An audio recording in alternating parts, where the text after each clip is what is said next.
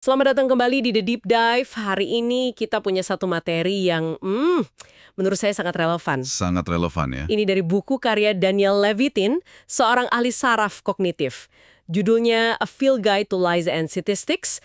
Nah, dari sekian banyak bab, kita akan langsung lompat ke bagian paling akhir, bab kesimpulannya. Betul, jadi misi pembahasan kita kali ini agak beda. Kita nggak akan bedah dari awal, tapi langsung ke intinya. Bab berjudul Discovering Your Own. Atau ya, menemukan jalan Anda sendiri. Tujuannya jelas sekali, yaitu membekali Anda, pendengar kita, dengan semacam toolkit mental lah.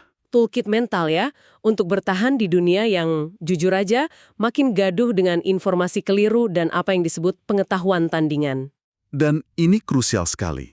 Di zaman sekarang ini, memilah fakta dari fiksi itu bukan lagi kemewahan, tapi ya skill bertahan hidup. Yang menarik dari kesimpulan Levitin ini, dia tidak cuma merangkum, tapi seolah-olah menyerahkan tongkat estafet ke kita. Oke, gimana tuh maksudnya? Dia seakan bilang, ini peralatannya, sekarang giliran Anda yang jadi hakim atas informasi yang Anda konsumsi. Ini tentang pemberdayaan. Oke, menarik. Mari kita langsung bongkar. Levitin ini membuka babnya dengan perbandingan yang cukup bikin merinding sih. Yang novel 1984 itu kan? Nah, itu dia, George Orwell. Anda pasti ingat soal Kementerian Kebenaran di novel itu kan? Sebuah badan pemerintah yang tugasnya justru memasukkan sejarah setiap hari. Agar sesuai dengan narasi penguasa saat itu. Betul, dan disinilah Levitin menarik garis lurus dari fiksi distopia itu ke realitas digital kita. Iya. Dia bilang kalau di internet, sejarah itu cair. Sebuah situs web bisa diubah kapan saja, artikel bisa dihapus, dan jejak lamanya seringkali hilang sama sekali. Seolah-olah nggak pernah ada. Betul. Kita ini seperti hidup di era di mana Kementerian Kebenaran itu terdesentralisasi, bisa dijalankan siapa saja, bahkan dari garasi rumah mereka. Persis. Dan dia kasih contoh nyata yang klasik. Paul McCartney dan Dick Clark. Oh, yang soal rekaman TV itu ya? Iya, dua figur publik besar ini ternyata membeli semua rekaman penampilan TV mereka dari tahun 60-an. Tujuannya, ya biar mereka punya kontrol penuh atas narasi sejarah mereka sendiri. Apa yang boleh dilihat publik, apa yang tidak. Tepat. Dan ini implikasinya besar sekali hari ini. Bayangkan saja, sebuah perusahaan bisa saja membeli dan menghapus semua arsip berita negatif tentang mereka. Atau politisi menghilangkan jejak janji kampanye yang nggak ditepati. Nah, itu dia. Sejarah jadi komoditas. Bisa dibeli. Ini menciptakan medan pertempuran informasi yang nggak seimbang buat kita sebagai pengguna biasa. Medan pertempuran ini, menurut Levitin, dipenuhi dengan apa yang dia sebut sebagai pengetahuan tandingan atau counter knowledge. Itu istilah dari jurnalis Damian Townsend ya? Betul. Dan ini istilah yang kuat banget. Ini kan bukan sekadar hoax biasa kan? Jauh lebih licik dari itu. Pengetahuan tandingan itu bisa dibilang misinformasi yang didandani. Didandani. Iya, dia pakai jas laboratorium, bawa grafik palsu, kutipan dari pakar fiktif. Ini kebohongan yang sengaja dirancang untuk meniru tampilan dan nuansa pengetahuan ilmiah. Tujuannya untuk menantang fakta yang sudah mapan. Contoh ekstrimnya seperti klaim kalau Holocaust itu rekayasa. Atau pendaratan di bulan itu palsu. Betul, itu adalah serangan terstruktur terhadap realitas bersama kita. Dan taktik yang dipakai untuk menyebarkannya seringkali sangat licik. Seperti penggunaan nama situs web yang menipu ya. Nah, itu salah satu yang paling efektif. Di buku ini ada studi kasus yang bikin saya jujur geleng-geleng kepala. Situs martinlutherking.org. Kalau Anda dengar namanya, apa yang terlintas? Pasti situs resmi, sumber terpercaya tentang Dr. King, kan? Tentu saja. Terdengar seperti arsip atau yayasan yang didedikasikan untuk beliau. Tapi ternyata, situs itu dijalankan oleh Stormfront. Tunggu, Stormfront kelompok supremasi kulit putih itu? Betul. Mereka membajak nama baik Dr. King untuk menyebarkan propaganda kebencian dengan menyamarkannya sebagai sumber sejarah. Wah, itu mengerikan sekali. Ini bukan lagi misinformasi. Ini penyalahgunaan warisan seseorang untuk menyebar kebencian. Contoh ini saja sudah cukup untuk membuat siapapun jadi super waspada setiap kali online. Dan ini membawa kita ke pengamatan Levitin yang paling tajam. Dia bilang, kita harus waspada pada situs atau sumber manapun yang paling getol meneriakkan kata kebenaran. Maksudnya gimana tuh? Di lanskap informasi saat ini, kata kebenaran itu sendiri sudah sering dibajak. Semakin keras sebuah situs mengklaim menyajikan kebenaran yang tak terbantahkan, seringkali itu justru penanda kalau mereka sedang menyembunyikan sesuatu. Oke, jadi intinya kita nggak bisa percaya begitu saja pada apa yang kita lihat online. Nah, reaksi pertama kita mungkin, ya udah, kalau gitu tanya saja pada ahlinya. Iya kan? Itu respons yang wajar. Tapi di sini Levitin justru memasang rambu peringatan besar. Ternyata percaya pada ahli itu nggak sesederhana itu. Benar.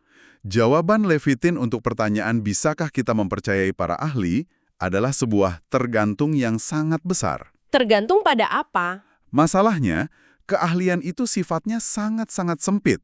Seseorang bisa jadi jenius pemenang Nobel di satu bidang, tapi pengetahuannya nol besar di bidang lain. Dia memberikan contoh William Shockley kan, salah satu penemu transistor, pemenang Nobel Fisika. Jelas orang ini berlian. Sangat brilian di bidangnya. Tapi di kemudian hari, ia justru terkenal karena mempromosikan pandangan-pandangan rasis yang sama sekali tidak punya dasar ilmiah. Dan masalahnya, status pemenang Nobel itu memberinya semacam jubah kredibilitas.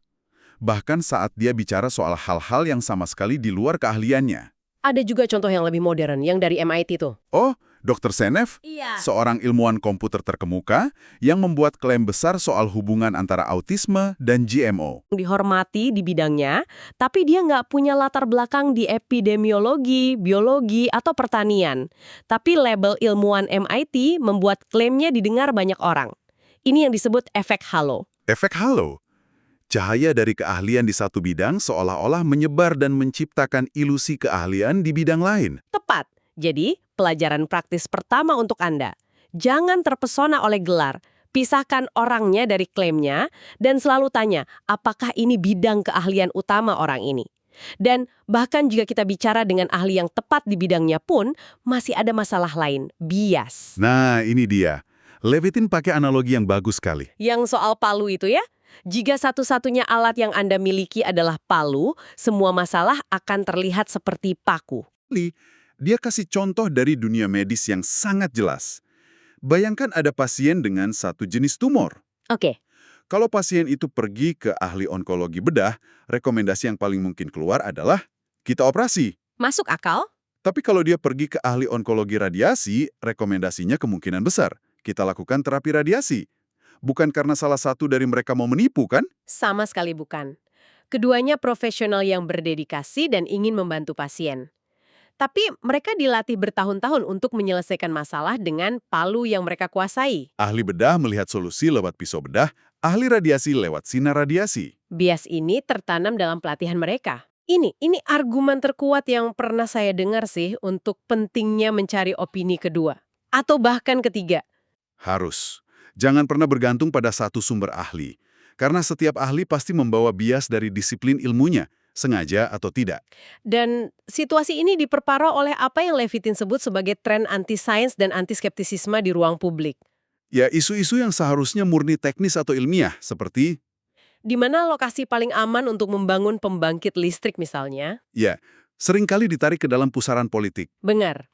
Akibatnya, keputusan tidak lagi dibuat berdasarkan data dan analisis risiko, tapi berdasarkan siapa yang berteriak paling kencang. Atau afiliasi politiknya apa. Ini diperburuk oleh bahaya dunia maya, di mana ada kecenderungan berpikir, kalau saya menemukannya di internet, pasti benar. Kombinasi antara polarisasi politik dan banjir informasi yang tidak terverifikasi ini, ya, resep bencana. Ini transisi yang berat ya bagi peradaban kita, dari dunia di mana informasi disaring oleh editor dan dewan redaksi, Ke dunia di mana kita semua dipaksa jadi editor dan pustakawan bagi diri kita sendiri. Sebuah pekerjaan yang nggak pernah kita minta, tapi sekarang jadi tanggung jawab kita. Jadi, kalau internet penuh jebakan dan para ahli punya bias masing-masing, kita bagaimana dong? Pasrah saja. Nah, disinilah Levitin mengarahkan kita ke pesan utama dari kesimpulannya. Kunci untuk menavigasi kekacauan ini ada di tangan Anda. Tanggung jawab verifikasi pada akhirnya jatuh ke pundak kita masing-masing. Ini mungkin terdengar menakutkan, atau seperti pekerjaan rumah yang melelahkan, dan memang bisa begitu. Tapi Levitin tidak meninggalkan kita dengan tangan kosong. Dia menunjukkan beberapa alat yang bisa kita gunakan. Betul. Dia menyebut beberapa sumber daya praktis. Misalnya, situs seperti Snopes.com yang sudah puluhan tahun mendedikasikan diri untuk membongkar mitos urban dan misinformasi. Atau lembaga seperti Consumer Reports yang melakukan pengujian produk secara independen tanpa bias dari iklan produsen. Mereka ini contoh penjaga gerbang yang masih bisa kita percaya karena model bisnis mereka adalah kepercayaan publik, bukan klik atau iklan. Dan ini semua terhubung kembali ke tujuan utama buku ini. Panduan ini tidak ditulis untuk membuat Anda menjadi orang yang sinis dan tidak percaya pada apapun. Bukan itu tujuannya ya? Bukan. Tujuannya adalah untuk mengubah Anda dari konsumen informasi yang pasif menjadi seorang evaluator yang aktif. Ini tentang membangun kebiasaan mental. Tapi bukankah itu melelahkan? Harus mempertanyakan semuanya, mengecek setiap sumber. Di mana batasnya antara menjadi skeptis yang sehat dan menjadi sinis yang nggak percaya pada apa-apa? Itu pertanyaan yang sangat bagus. Levitin tidak menyarankan kita untuk memverifikasi setiap cuitan atau meme kucing. Itu tidak mungkin. Kuncinya adalah proporsionalitas. Maksudnya? Semakin besar sebuah klaim dan semakin besar dampaknya pada hidup kita, misalnya soal kesehatan, keuangan, atau politik, semakin tinggi pula standar bukti yang harus kita tuntut. Oke, jadi dipilah-pilah. Anggap saja ini seperti melatih otot baru. Awalnya mungkin terasa kaku, tapi semakin sering Anda melakukannya, semakin jadi kebiasaan. Anda akan mulai secara otomatis bertanya, tunggu dulu, siapa yang mengatakan ini? Apa kepentingan mereka? Di mana datanya? Menjelang akhir kesimpulannya, Levitin memberikan sebuah pemikiran yang menurut saya adalah inti dari semuanya. Saya akan mengutipnya langsung ya. Silahkan. Kita jauh lebih baik mengetahui sejumlah hal secara moderat dengan pasti daripada mengetahui banyak hal yang mungkin tidak benar. Itu adalah penangkal yang sempurna untuk penyakit zaman sekarang, FOMO informasi. Fear of missing out ya. Betul. Kita merasa harus tahu segalanya, membaca setiap artikel, mengikuti setiap tren. Levitin bilang itu ilusi. Pengetahuan sejati itu bukan soal kuantitas, tapi soal kualitas dan kepastian. Ini ajakan untuk memberontak melawan tsunami informasi. Tepat sekali. Dia menutup dengan mengatakan bahwa pengetahuan sejati pada akhirnya menyederhanakan hidup kita, bukan membuatnya lebih rumit. Iya. Bedakan sinyal dari kebisingan, Anda bisa membuat keputusan yang lebih baik, menghemat waktu dan energi, dan pada akhirnya merasa lebih memegang kendali atas hidup Anda. Jadi, ini bukan tentang menjadi orang yang paling tahu segalanya di sebuah ruangan, tapi tentang menjadi orang yang paling tahu cara membedakan apa yang layak untuk diketahui dan apa yang sebaiknya diabaikan. Oke, mari kita coba tarik benang merahnya. Ada 3 ide besar yang kita dapat dari kesimpulan Daniel Levitin hari ini. Pertama, kita hidup di era Kementerian Kebenaran yang terdesentralisasi.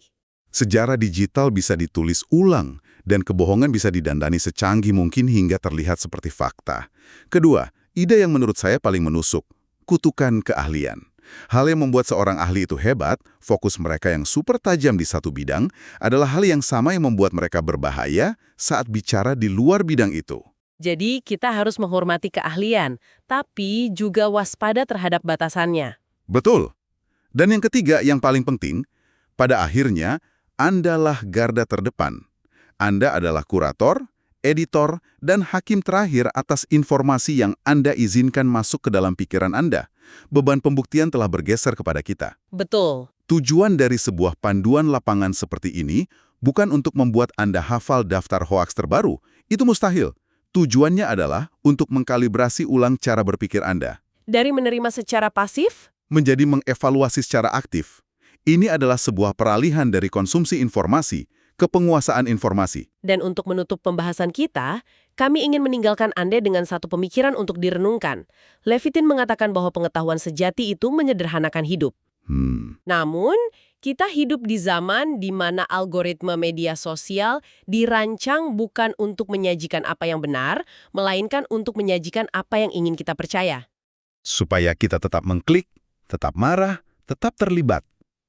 Tepat. Ini memunculkan sebuah pertanyaan yang cukup fundamental tentang peran kita saat ini. Pertanyaannya adalah, di dunia yang dirancang untuk memperkuat bias kita, apakah pencarian akan kebenaran yang objektif, kebenarannya mungkin tidak nyaman, itu sendiri sudah menjadi sebuah tindakan yang radikal? Sebuah tindakan perlawanan ya? Mungkin. Saat Anda melanjutkan hari Anda, coba pikirkan ini. Keyakinan apa yang paling Anda pegang erat saat ini? Yang belum pernah Anda uji secara serius dari sudut pandang yang berlawanan?